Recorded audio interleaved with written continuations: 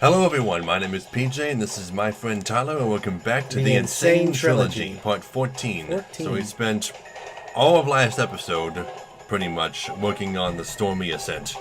This ridiculously hard stage, and half of it was just spent on the embryo bonus stage. Because it was hard. It was a very hard stage. Luckily, though, it actually appears to be getting a little bit easier since the embryo stage, though. Well, that's because the embryo stage was hard as fuck. Yes, definitely the hardest embryo stage in the game, by far. Hardest bonus stage in general. Harder than any other Cortex stages.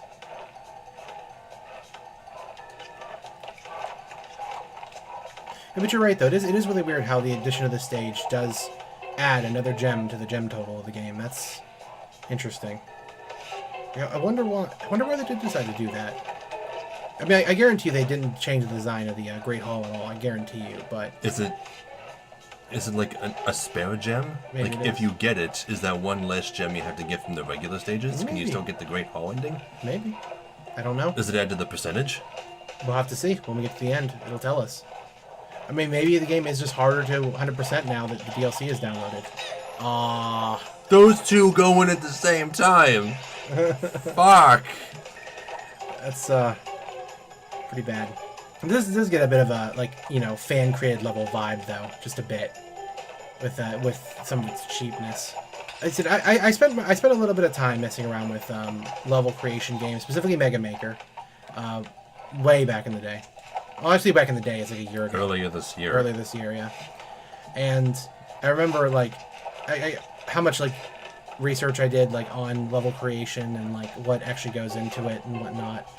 And I remember that one statement that I heard where basically when you make a stage, when you're making it for the first time, you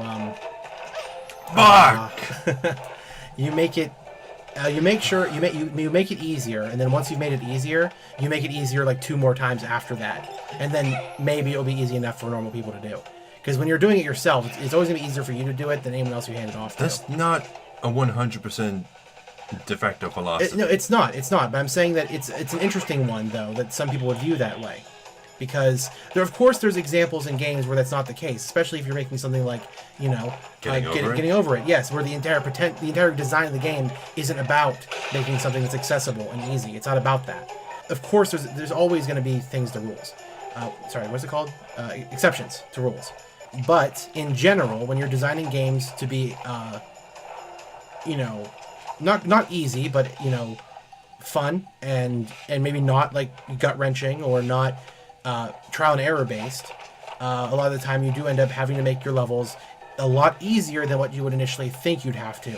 And a lot of people may think that it's still hard, even if you do that.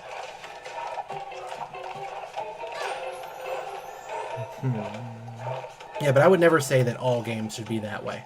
If all games were like that, you know, I don't think that we'd have as a good of a, you know, the kind of rage gamey trial and error games that we have nowadays. Well, one of the reasons that people were obsessing over overly hard games back when the new Ninja Gaiden and Dark Souls and them were all coming out, yeah, is just because shortly before that, gaming companies were making it a point to make their games easier and treat their audience like retarded children. Well, I mean, I don't think that was ever truly the intention. To make it to make it that easy. I mean, it's just about accessibility. That's what the main goal was. Well, the point was that they went, like, especially in the tutorial levels or in the first levels, they would just kind of shove the controls down your throat without working them into the gameplay. Well, you know, there is even if you look back at games though that did it a little bit better, like Crash 3, for example, with its power-up system.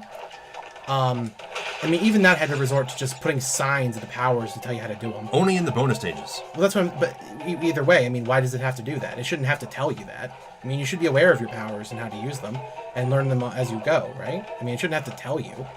So I don't really understand why they ever did that. It's unnecessary. You'd be surprised how many players do not use the powers they gain as soon as they get them. Like, they'll get a power and forget immediately that they have it.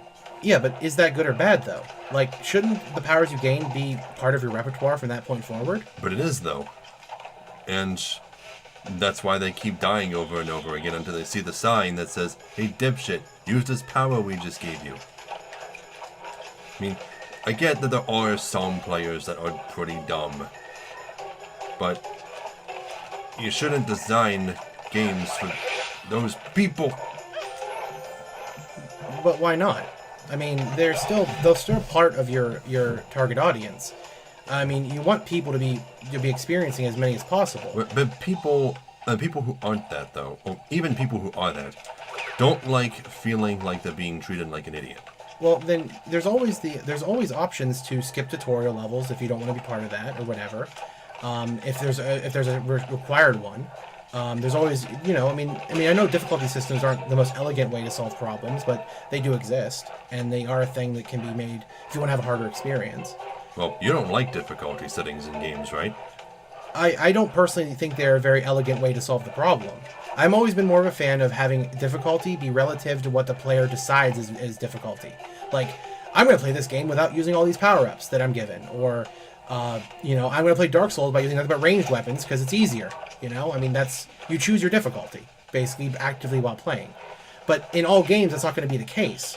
I mean, you can't have a choosable difficulty like that for a game like, what's up? I'm just waiting for you to finish, because I need to concentrate on this part. Okay, well, go ahead and do it. I'll continue later.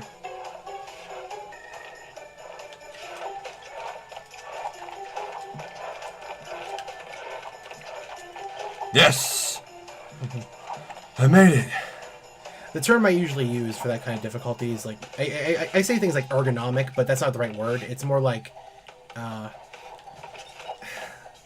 I don't know, like just natural difficulty, I guess, choosable difficulty. There's another thing that some games do too, where checkpoint. Oh, wow. 6 boxes to go. This is probably the last stretch. Where'd that come from? I don't know where that's coming from. Where is it? What? It's coming super speed from the left. Watch. Yeah, it's coming really fast, so I don't know. That's so fast.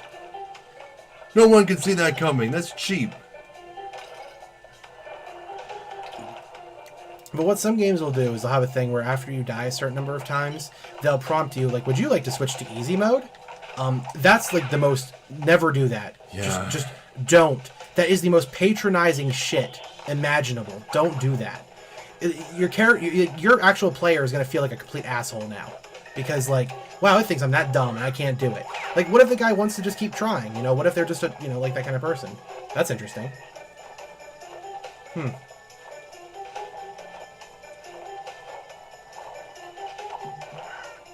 And there's no reason that if a game has difficulty, that it should treat the player like they're any less of a player for choosing that difficulty.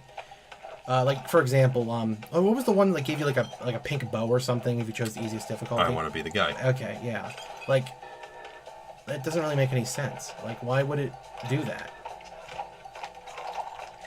And even then, the easy difficulty and I want to be the guy was called medium. And then that was all done on purpose. Because the whole point of I want to be the guy was to be unfairly hard.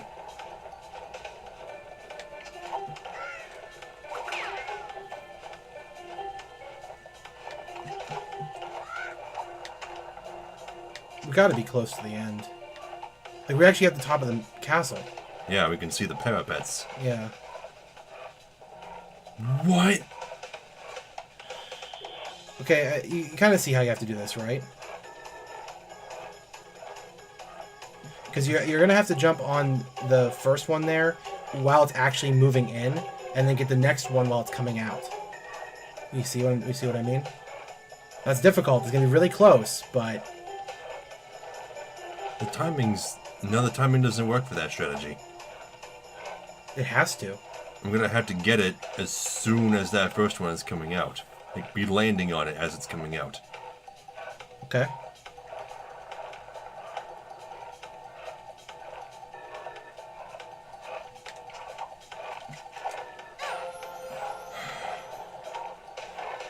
Unbelievable. That is... And that's just cheap. Got to be the hardest jump in this entire series. Well, we're going to be here a while longer then. I didn't realize the stage would be this hard. Especially since we didn't have to do it deathless. Can you imagine? Yeah, doing this deathless. Yeah. I would just say fuck Vicarious Visions at that point. Alright. Okay, we're gonna try it your way. Okay.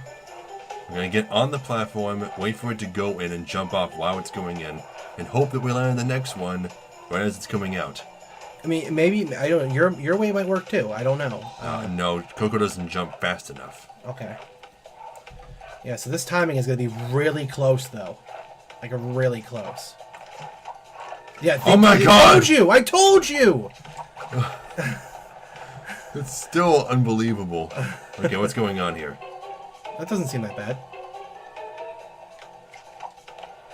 Yeah, that's not bad at all. It's really easy. Yeah. I don't know. I mean, that's not too hard either, because, again, it's birds. Birds are not hard to jump on at all. When they're going up and down, but left and right is new for me. This doesn't even make any sense. Ah, you just weren't going that far. You weren't going that far enough. It was off screen when I was initially assessing this. They designed that so on purpose, just to get you every single time. It's so funny how perfect that design is. Like, it just gets you.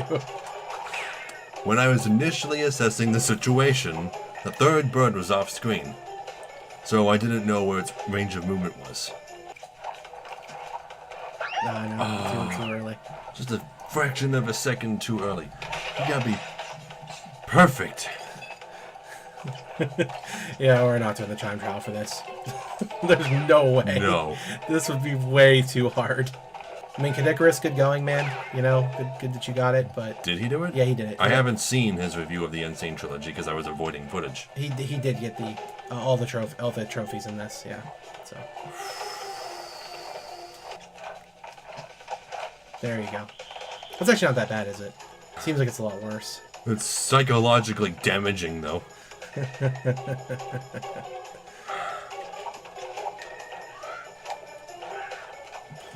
Oh, you made it. Oh. You made it. You're done. Oh, crap. No. And one more challenge, huh? Oh, okay, hold on. How do we get all these? I know how to do it. Okay. Okay, first I bounce on top of this stack that I'm right next to. And get those two up at the top. No. No, because I can reach this one underneath me just fine. Can you? Yes. Okay. If you we got a bounce crate right there. You can just use that. Or like this. Yeah, there you go. You're good. Okay. Okay, so it's not even a puzzle. Not even that hard, actually. Okay. There you go. Let's get out of here. That's the end of the stage. That's the hardest level in the game. So we're free. Dopamine. Dopamine.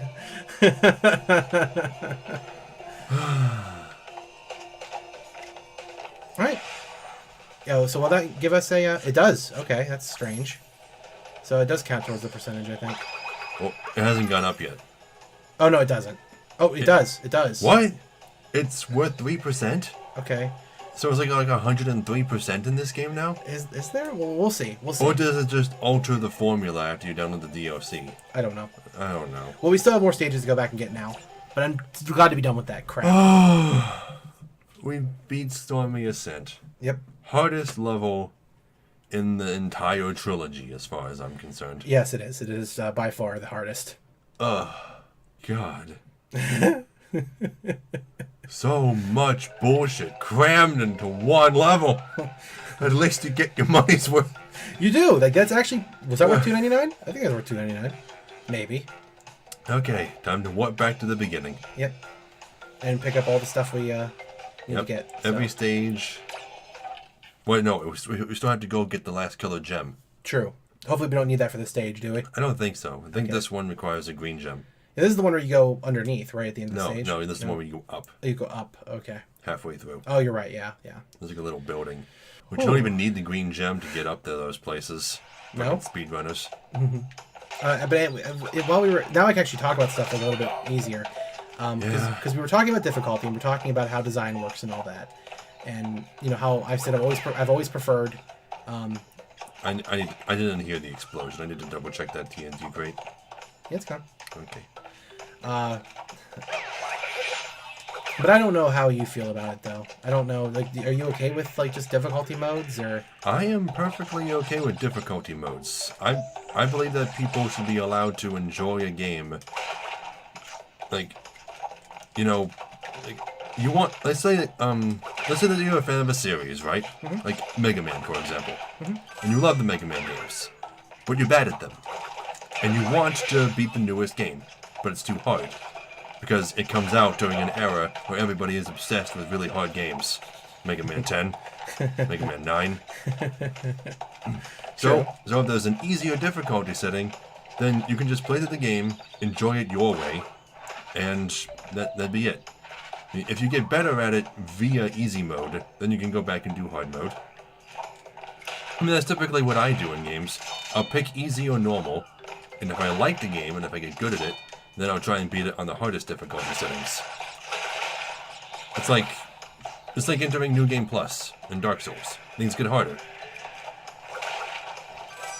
Yeah, but I don't really like how really like how difficulty scales a lot in those type of experiences, because it ends up being like, this is harder by just upping the amount of damage you take, or not really altering anything the way the game actually operates. It just like, now you just gotta be more careful, and that's it. That's the only reason why. The enemies aren't any smarter, there isn't any new additional enemies. Well, imagine it this way instead. Okay. Don't think that the easier difficulty settings are giving you more hit points. Okay. Just think that the harder difficulty settings are giving you less hit points. I mean, it's still kind of the same thing, though. It's actually a completely different way of thinking about it. Because which came first? Which is the intended method of play? Less hit points or more? Well, I mean, by general, if a game has difficulty settings, whatever's the normal setting should pretty much be what is considered the average way of playing. What if there is no normal setting? What if it's only easy and hard? Well, then by that rationale, you just have to go with whatever the option defaults on the difficulty screen selection. Would have to be the default. Well, say it defaults to easy. Well, then that's kind of the default way to play, I suppose. Gem, easy. I mean, there's no guarantee that it would be that way, but again, word of God, developer intention, isn't always important, though. Not as important as people think it is. Sometimes what's more important is just how well the experience as a whole, regardless of what the developers did, how it actually operates. I mean, that's one of the reasons why I don't think developers should remove glitches, if there are any. None that are any glitches that are in the game that are not, game breaking. They shouldn't be removed. I don't think they should, because most of the time they're just you can use them to your advantage or whatever you want to do. We also have to get the gems in the key stages, including the second boar stage. Maybe it won't be as bad as before. Mm-hmm. Okay. Now you did this without dying the first time, so yeah. You should have no problem doing this. I'm glad that they decided to use more of the light mechanic in Crash 3. And they used it in Crash 2 too a few times, didn't they? Yeah, there was like one stage that used fireflies, and at least one in Crash 3 that did.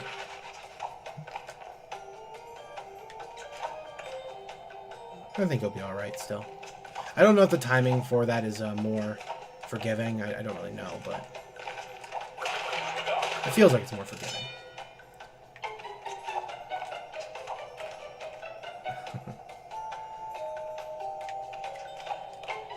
It's kind of weird how, Neo Cortex is like this scientific genius, but his lair is just like an old-fashioned castle. It's a little strange. It's probably in an abandoned castle that he repurposed.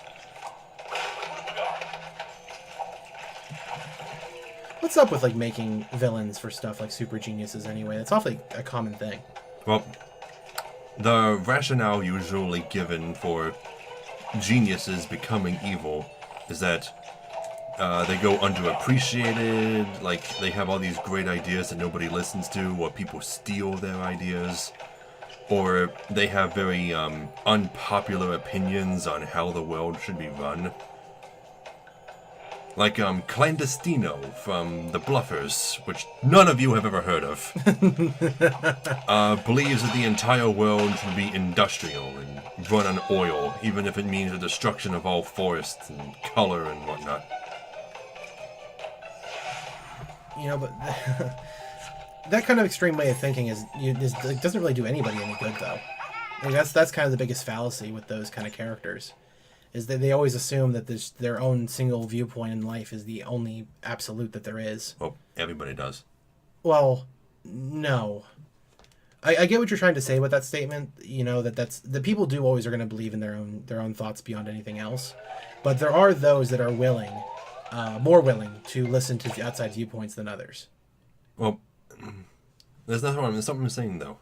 I'm saying that you can agree to acknowledge other viewpoints, but just because you say, okay, that's fine that you think differently than me, it doesn't mean that you clearly don't agree with it, right? Well, that's where the whole we agree to disagree thing comes from. True, but there are times when someone's opinion can be swayed, and there's a difference between those that intrinsically are unable to change their minds, and those that are willing to change their minds. Hot-headed, stubborn people. Exactly right. Now, am I here to say that all stubborn people are intrinsically wrong because they're unwilling to change their opinions? No, but I think that there's a benefit to having, to be able to. Okay. To being able to, have an opinion that can be altered when presented with enough proof, one way or the other.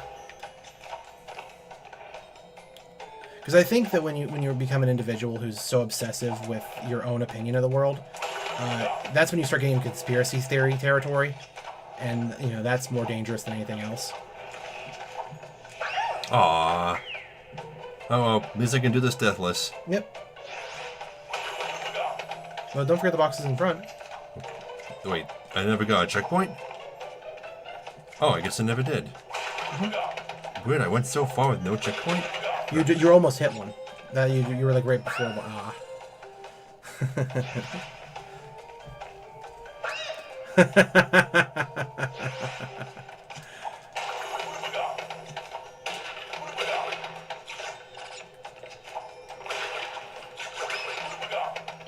Actually, I watched a video last night talking about The Simpsons and predictive programming. The whole thing about how The Simpsons seems to be able to tell future events somehow, by just their ability to guess it. It was actually pretty fascinating because it was talking about how in reality it's not the fact that Simpsons really predicts anything. It's just the fact that since there's so many episodes, and since events tend to repeat themselves in history, that it just happens to get stuff right sometimes, just on happenstance. Well, that's the same thing that happens when conspiracy theorists find weird connections in history and in the dictionary. Oh hey, this thing has number 3 in it and also involves 9/11, Illuminati confirmed, blah blah blah, stuff like that. But it's just because that's how our language works. There's a lot of recurring stuff in our language. It's why it's comprehensible. I mean, it's sort of like when people talk about philosophers and all the predictions they made in the past or whatever. When in reality, that they didn't really make any predictions that really meant anything. They would say generic things that have happened in the past that just happen to happen in the future. These, for example, I think one of them was that the young will one day fight the old. Stuff like that. Very generic terms. That happens every generation. That's what I mean. Now, one what do you call it? People who predict the future. What do you call those people? I forget. I don't know why I can't remember. There's a word for it. I watched a documentary on Nostradamus once. Really? And I found it particularly fascinating. Okay, there's no way I could have done that. Because a lot of the stuff that he predicted was a bit more specific than the vague shit that you get out of a fortune cookie. Come on. Well, Nostradamus is one of the ones that is very often actually kind of made fun of for... Because here's the thing about people like that, is that are so hard to make. There might be some that are more specific that relate to certain events that may or may not occur later. But all they ever talk about are the ones that came true. They don't talk about the hundreds upon hundreds that didn't come true. I mean, you can't really consider anything like that to be any sort of truth when... yeah. I mean, if you... That's like... Okay, I'm going to make two predictions. Mm-hmm. Either the next president will be a man... You better get going before your light runs out. Or it will be a woman. I mean, yeah, like... Right? Now, that's why I respect... I respect those that are able to like come up with those kind of predictive theories and stuff, because it's more about understanding how the world is going through these cycles and how things are happening. This checkpoint right there. Didn't I get that before? It became a checkpoint. Oh. Yeah. But most of my deaths were in the beginning. I know, but still. Whatever. Well, you're mostly dying because we're talking about stuff, that's why. It's bound to happen. So yeah, Nostradamus got like I think a grand total like 20% of his predictions were like somewhat based around what actually happened, but considering that 80% of them were just complete bollocks, like I don't really understand how anyone can like really abide by that. I mean, you know, I need to be careful with those spiders. I mean, I guess 80% is still passing in school, but I mean, I don't know.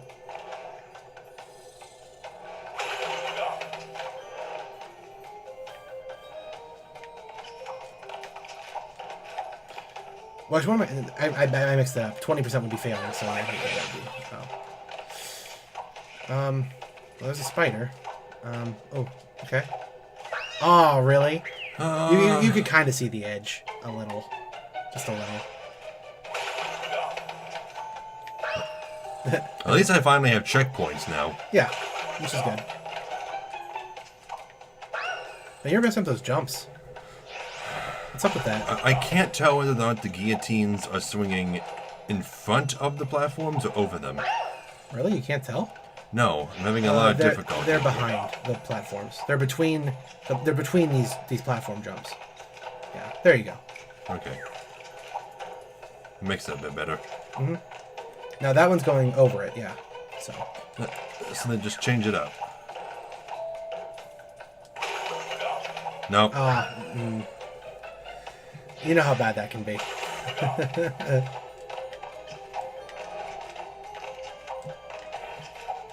We're almost out of time. We are, but that's okay. We'll get the stage finished. That'll be what we'll do for the episode. At least you actually learned like not to knock the spiders into the box.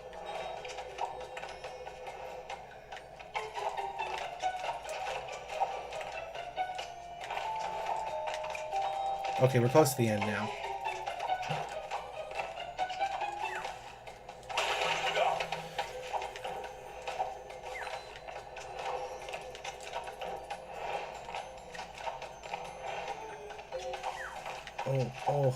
Oh.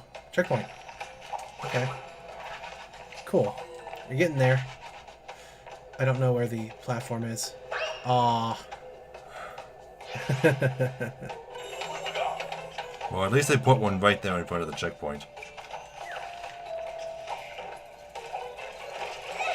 Aw. Oh, it's okay. It's okay. There's the box. Are you telling me those rats are just short enough that the guillotines don't hurt them? That must be the case. Or they're just immune to the damage they give. Guillotines, man. Could you imagine if there was a frickin'... Oh, what? Oh, there it is. Okay. You know it doesn't break up when it gets close. Yeah. Oh, we got it. Could you imagine if there was like a puzzle like that in a... Well, not a puzzle, but a platforming challenge like that in a D&D game? There'd be so many checks to roll. Like, roll to jump on the spider. Roll to jump on the moving platform. Crash Bandicoot RPG? Yeah, Crash Bandicoot. There's a name for that. I think it's called Final Fantasy X. No, actually, but no, that's actually interesting. A pen and paper RPG based around platformers. There'd be a lot of focus on strength and dexterity. Yeah, there would be. But I don't know. Maybe Toon worked, so maybe it can work actually. Toon didn't work. Okay, it didn't work. No. Well, anyway, thank you all so very much for watching. Be sure to like, comment, and subscribe because we really appreciate it. If you want to support us on Patreon, there will be an end card at the end of the video and a link in the description below, alongside links to our social media and Tyler's Twitch account. Hope to see you there. So, we'll see you all in the next video. That was kind of slick, actually. More ways than one. Haha. Joke. God, I'm gonna slap you. I love myself so much. Someone has to.